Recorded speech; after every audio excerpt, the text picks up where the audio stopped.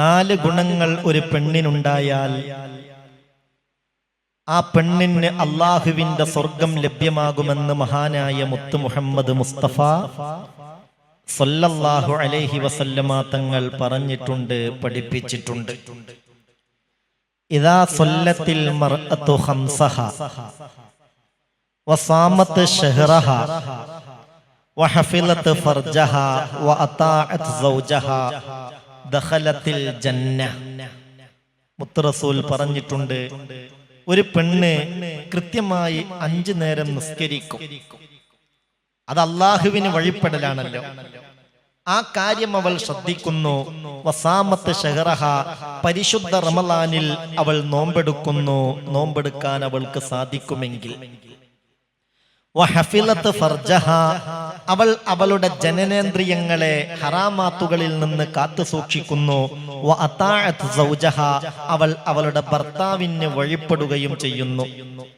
ഈ 4 ഗുണങ്ങൾ ഒരു പെണ്ണിലുണ്ടായാൽ ദഖലത്തിൽ ജന്നത, ദഖലത്തിൽ ജന്ന, ആ പെണ്ണിന് സ്വർഗം ലഭ്യമാണെന്ന് ഖാല റസൂലുള്ളാഹി സ്വല്ലല്ലാഹു അലൈഹി വസല്ലം. ഈ വിഷയത്തിൽ വല്ല അപൂർണതയും പ്രിയപ്പെട്ടവരെ, സഹോദരിമാരെ, നമ്മളിലുണ്ടെങ്കിൽ അത് മാറ്റിയെടുക്കാൻ നമ്മൾ തയ്യാറാവണം. 4 കാര്യങ്ങളാണ് പറഞ്ഞിട്ടുള്ളത്. അതിലൊന്നാമത്തത് അള്ളാഹുവിന് വഴിപ്പെടുന്ന കാര്യമാണ്, നിസ്കാരത്തിന്റെ വിഷയം. അതൊഴിവാക്കിയിട്ട് ഒരു നിലയിലും രക്ഷപ്പെടാൻ നമുക്ക് കഴിയൂല. കാരണം മറ്റുള്ള ഒരു അമല് പോലെയുമല്ല നിസ്കാരം. അത് മുത്തുനബിയെ അള്ളാന്റെ ഹളറത്തിലേക്ക് കൊണ്ടുപോയി ഏറ്റവും വലിയ സമ്മാനമായി മുത്തുനബിക്ക് നേരിട്ട് സമർപ്പിച്ചതാണ്. അങ്ങനെയാണല്ലോ. സറൈത മിൻ ഹറമിൻ ലൈലൻ ഇലാ ഹറമി കമാ സറൽ ബദ്റു ഫീ ദാജിം മിനൽ ഉലമി ചൊല്ലി മൗലായ സല്ലി വസല്ലിം ദായിമൻ അബദാ അലാ ഹബീബിക ഖൈറിൽ ഖൽഖി കുല്ലിഹിം വബിത്ത തർകാ ഇലാ അന്നിൽത മൻസിലതൻ മിൻ ഖാബ ഖൗസൈനി ലം തുദ്റക വലം തുറമി മൗലായ സല്ലി വസാ അലാ ഹബീബിക ഖൈറിൽ ഖൽഖി കുല്ലിഹിം. ജല്ല ജലാലായ അല്ലാഹു അവന്റെ ഏറ്റവും ഇഷ്ടപ്പെട്ട അടിമയായ മുത്തുനബിയെ അല്ലാഹുവിന്റെ ഹളറത്ത് ഖുദ്സിയിലേക്ക് കൊണ്ടുപോയി. മുത്തുനബി റബ്ബിനെ കണ്ടു, നേരിട്ട് കണ്ടു, സംസാരിച്ചു. ഏറ്റവും വലിയ സമ്മാനമായി മുത്തുനബിക്ക് ഉമ്മത്തിനുമായി അല്ലാഹു നൽകിയ ഹദിയയാണ്, സമ്മാനമാണ് നിസ്കാരം. അതൊഴിവാക്കിയാൽ ആ അടിമക്ക് അല്ലാഹുമായുള്ള ബന്ധം സ്ഥാപിക്കാൻ കഴിയില്ല, രക്ഷയുണ്ടാവില്ല. പടച്ചോൻ കാത്തു രക്ഷിക്കട്ടെ.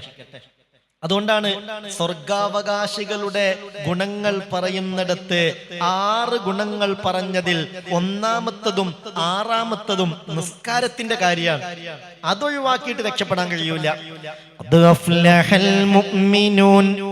الذين هم في صلاتهم خاشعون والذين هم عن اللغو معرضون والذين هم للزكاة فاعلون والذين هم لفروجهم حافظون إلا على أزواجهم أو ما ملكت أيمانهم فإنهم غير ملومين ومن ابتغى وراء ذلك فأولئك هم العادون والذين هم لأماناتهم وعهدهم راعون والذين هم على صلواتهم يحافظون.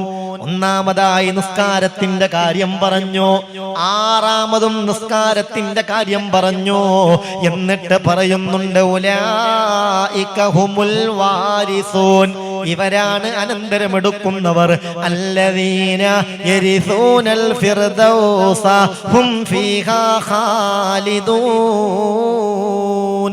എന്നെന്നും അവർക്ക് സ്ഥിരമായി കഴിയേണ്ട ആ ഫിർദൗസിന് അനന്തരമെടുക്കുന്നവർ ഒന്ന് അല്ലദീന ഹും ഫീ സ്വലാത്തിഹിം ഖാശിയൂൻ, നിസ്കാരത്തിൽ ഖുശൂ ഉള്ളവരായിരിക്കണം. പിന്നെ മറ്റു ചില ഗുണങ്ങളൊക്കെ പറഞ്ഞ് അവസാനം പറയുന്നുണ്ട്, എപ്പോഴെങ്കിലും നിസ്കരിക്കുമ്പോൾ ഒരു ഖുശൂ ഉണ്ടായാൽ പോരാ. വല്ലദീനഹും അലാ സ്വലവാത്തിഹിം യുഹാഫിളൂൻ, ഓരോ നിസ്കാരത്തെയും പരമാവധി അതിന്റെ സമയത്ത് തന്നെ ചെയ്യാൻ ശ്രദ്ധിക്കുന്ന മുഅ്മിനീങ്ങൾ. അല്ലാഹുമ്മ സല്ലി അലാ സയ്യിദിനാ മുഹമ്മദ്. ആ കൂട്ടത്തിൽ അല്ലാഹു നമ്മളെ ഉൾപ്പെടുത്തട്ടെ. അള്ളാഹു തൗഫീഖ് തരട്ടെ. എല്ലാ നല്ല ഗുണങ്ങളുമുള്ള ചില ആളുകൾ നിസ്കാരത്തിന്റെ കാര്യത്തിൽ വളരെ പിന്നിലായിരിക്കും. സങ്കടത്തോടുകൂടെ പറയാറുണ്ട്, നമ്മുടെ ക്ലാസ്സിന് പോലും സ്ഥിരമായി പങ്കെടുക്കുന്ന ഒരു ഉമ്മയെക്കുറിച്ച് സങ്കടത്തോടുകൂടെ ഒരിക്കൽ മക്കൾ വന്ന് പറഞ്ഞത് എന്താണെന്നറിയോ? പൊന്നാരസ്താദേ, ഞങ്ങളമ്മാനെ പോലെ നല്ലൊരു ഉമ്മാനെ ഞങ്ങൾ കണ്ടിട്ടില്ല, എല്ലാത്തിലും ഉഷാറാ, പക്ഷെ എന്താണെന്നറിയൂല, നിസ്കരിക്കൂല. എത്ര വലിയ ഗൗരവമാണ് റബ്ബേ, അള്ളാഹു കാത്തിരക്ഷിക്കട്ടെ. അതുകൊണ്ടൊരു പെണ്ണിന്റെ കാര്യം ഇതാ സ്വല്ലത്തിൽ മർഅതു ഖംസഹാ, ഒരു പെണ്ണ് കൃത്യമായി 5 നേരം നിസ്കരിക്കേണ്ട സമയത്ത് നിസ്കരിക്കുന്നു. വസാമത്ത് ശഹറഹാ, പരിശുദ്ധ റമളാനിൽ നോമ്പെടുക്കുന്നു. അവൾക്ക് ആ സമയം നോമ്പ് അനുവദനീയമാണെങ്കിൽ നോമ്പെടുക്കുന്നു. വഹഫിലത്ത് ഫർജഹാ, അവളുടെ ജനനേന്ദ്രിയങ്ങളെ, ഗുഹ്യസ്ഥാനങ്ങളെ, ഹറാമാത്തുകളെ തൊട്ട് കാത്തു സൂക്ഷിക്കുന്നു. വഅതാഅത്ത് സൗജഹാ, അവളുടെ സൗജിനെ, അവളുടെ ഭർത്താവിനെ വഴിപ്പെടുകയും ചെയ്യുന്നു. എന്നാൽ ദഖലത്തിൽ ജന്ന, ആ പെണ്ണ് സ്വർഗ്ഗത്തിലാണ്. ഖാല റസൂലുള്ളാഹി സ്വല്ലല്ലാഹു അലൈഹി വസല്ലം. അല്ലാഹു റബ്ബുൽ ഇസ്സത്ത് ഈ ഗുണങ്ങളൊക്കെ ഒത്ത സഹോദരിമാരിൽ, ഇത് കേൾക്കുന്ന സഹോദരിമാരെയൊക്കെയും ഉൾപ്പെടുത്തട്ടെ. മഹാനായ ഹൈസം ഗോത്രത്തിൽപ്പെട്ട ഇബ്നു അബ്ബാസ് തങ്ങൾ പറയുന്നുണ്ട്, ഹൈസം ഗോത്രത്തിൽപ്പെട്ട ഒരു പെണ്ണൊരിക്കൽ മുത്ത് റസൂലിനെ സമീപിച്ചു. എന്നിട്ട് നബിയോട് ചോദിച്ചു, ഭാര്യ എന്ന നിലയിൽ ഭർത്താവിനോടുള്ള ബാധ്യതകൾ എന്താണ് നബിയെ? ഭാര്യ എന്ന നിലയിൽ ഭർത്താവിനോടുള്ള ബാധ്യത എന്താണ് നബിയെ എന്ന് ഹൈസം ഗോത്രത്തിലെ ഒരു പെണ്ണ് മഹാനായ മുഹമ്മദ് മുസ്തഫ സല്ലല്ലാഹു അലൈഹി വസല്ലമ തങ്ങളോട് ചോദിച്ചപ്പോൾ, എല്ലാ ബാധ്യതകളും കൂടെ ഒറ്റടിക്ക് പറഞ്ഞു തീർക്കാൻ കഴിയൂലല്ലോ.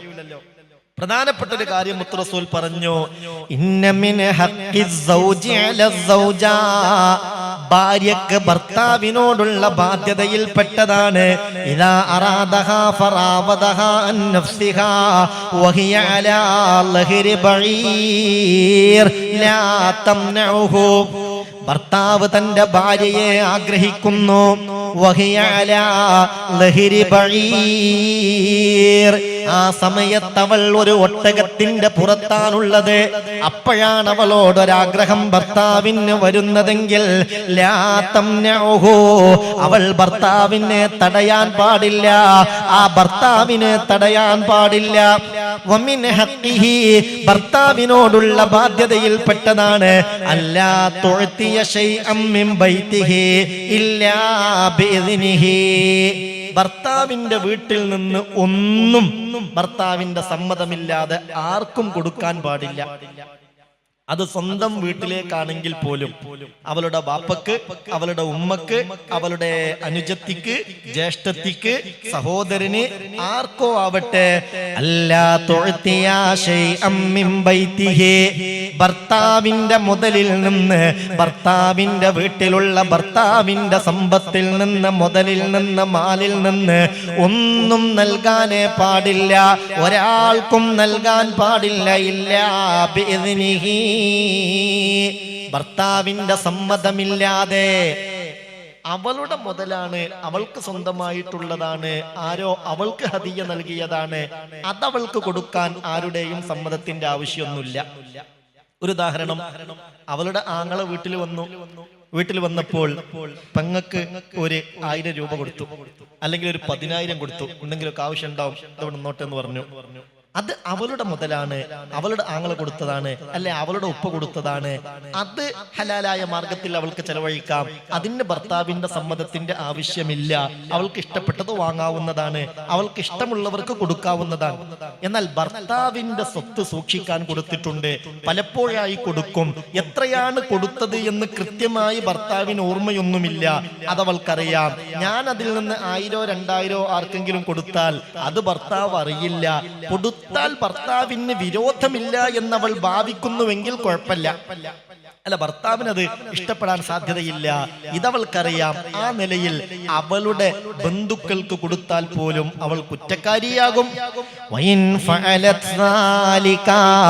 എങ്ങാനും ഭർത്താവിന്റെ പൊരുത്തമില്ലാതെ ഭർത്താവിന്റെ സമ്പത്തിൽ നിന്ന് മറ്റൊരാൾക്ക് കൊടുത്താൽ കാനൽ വിസറു അലൈഹാ, അതിന് അവൾക്ക് റബ്ബിന്റെ അടുക്കൽ ശിക്ഷ ലഭിക്കുന്നതാണ്, അവൾ കുറ്റക്കാരിയാകുന്നതാണ്. വൽ അജ്റു ലഹു, ഈ കൊടുത്തതിനൊരു കൂലിയുണ്ടല്ലോ, ആ കൂലി അവൾക്കല്ല, അതിന്റെ ഉടമയായ ഭർത്താവിനാണ് ലഭിക്കുന്നത്.